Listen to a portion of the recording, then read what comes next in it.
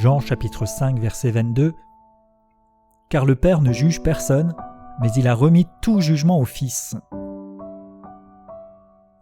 Car fait le lien avec les déclarations précédentes où il est question de cette unité parfaite entre le Père et le Fils, le Père qui montre au Fils les choses, le Fils qui fait ce qu'il voit faire au Père, et cette puissance de résurrection du Père qui donne la vie pour qu'ainsi le Fils aussi donne la vie à qui il veut. Et ici est fait le rapport avec le jugement. Le Père ne juge personne. Dans l'Ancien Testament, Dieu l'Éternel était le juge en interaction avec son peuple et ce jugement s'exerçait à partir de la loi. Et il est donné ici une précision, il y a une progression. Mais il a remis tout jugement, ou bien tout droit, toute autorité, toute justice ou toute sentence au Fils. Donc désormais, le pouvoir est exercé par le Fils. Le jugement est incarné en Jésus. Il ne se fait plus sur la base d'une loi ou d'un principe extérieur, mais sur la base d'une personne. Et ce jugement s'exerce dans la perspective de l'œuvre salvatrice de Jésus-Christ, et il s'exerce à partir de la foi.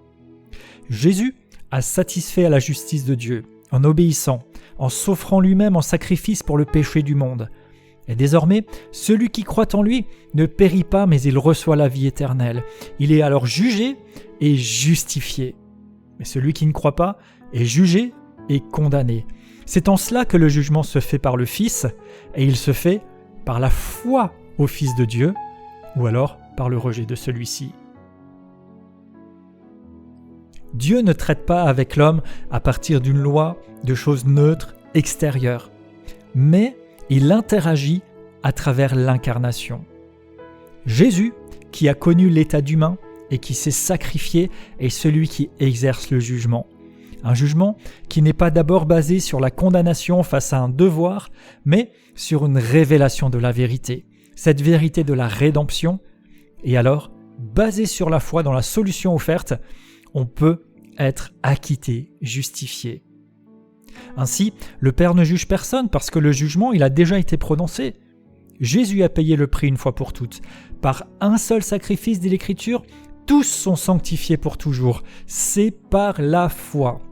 Et ce jugement est remis au Fils. Ainsi, par l'acceptation, la foi au Fils, on est jugé justifié ou condamné selon notre réponse. En fait, le jugement a déjà été prononcé. À nous maintenant de nous aligner sur l'une des sentences en fonction de notre foi et notre acceptation du Fils de Dieu. Il est impossible d'être déclaré juste, sanctifié, sauvé ou de recevoir la vie éternelle en dehors du Fils, puisque c'est à lui que revient le jugement. Le livre des Actes dit qu'il n'y a de salut en aucun autre, car il n'y a aucun autre nom qui ait été donné par lequel nous devions être sauvés. Le jugement de Dieu passe par Jésus. Il y a cette unité d'action que nous avons déjà vue dans tout ce passage et dans les versets précédents, et là précisément, le jugement de Dieu ne se fait qu'à travers le Fils. Le passage obligé, si je peux l'exprimer comme ça, c'est Jésus-Christ. Alors, si on s'approche de Dieu, la notion de jugement n'est pas d'abord une menace, mais une occasion de rencontrer le Seigneur. Celui qui a reçu tout jugement est aussi celui qui a payé tout le prix. Nous pouvons alors venir avec repentance, avec confiance et recevoir sa vie, que sa lumière de vérité brille sur nous pour nous sauver, nous délivrer, nous détourner de la voie de la perdition. Et alors nous sommes jugés, déclarés justes en lui et proclamés enfants de Dieu par la foi. Et nous savons désormais que nous avons un avocat auprès du Père qui plaide pour nous. Jésus a été établi chef, il a reçu l'autorité, il est la tête de l'Église, il reviendra en vainqueur, en autorité, pour juger et établir un monde nouveau. Et même dans notre marche de la foi, notre vie quotidienne, il s'agit de nous laisser éclairer, corriger par lui, pour marcher dans la sainteté. En lui, nous avons reçu la sainteté. Nous avons la capacité de progresser, de marcher en conformité avec lui. Nous avons part à sa nature divine. Il n'y a plus de condamnation à craindre, car nous sommes déjà jugés en Jésus et il a payé.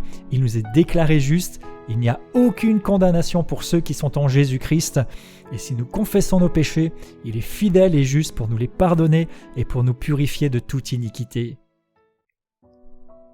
Je déclare dans le nom de Jésus, je reconnais que le Père a remis tout jugement au Fils.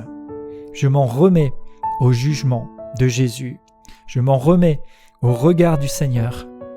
Je m'attends à ce que le Saint-Esprit m'éclaire pour convaincre le monde de péché, de justice et de jugement pour ceux qui sont hors de lui, de sorte qu'ils puissent choisir de s'aligner sur l'œuvre de Christ et être sauvés, ou qu'il m'éclaire sur mes manquements sur mon chemin pour que je puisse me repentir et me laisser renouveler dans la grâce qui m'appartient pour marcher conformément à sa volonté. Je déclare que je suis juste grâce à l'œuvre accomplie par Christ que je reçois par la foi. Je marche dans cette justice et je donne l'occasion au monde de la recevoir en proclamant la vérité de l'Évangile. Amen.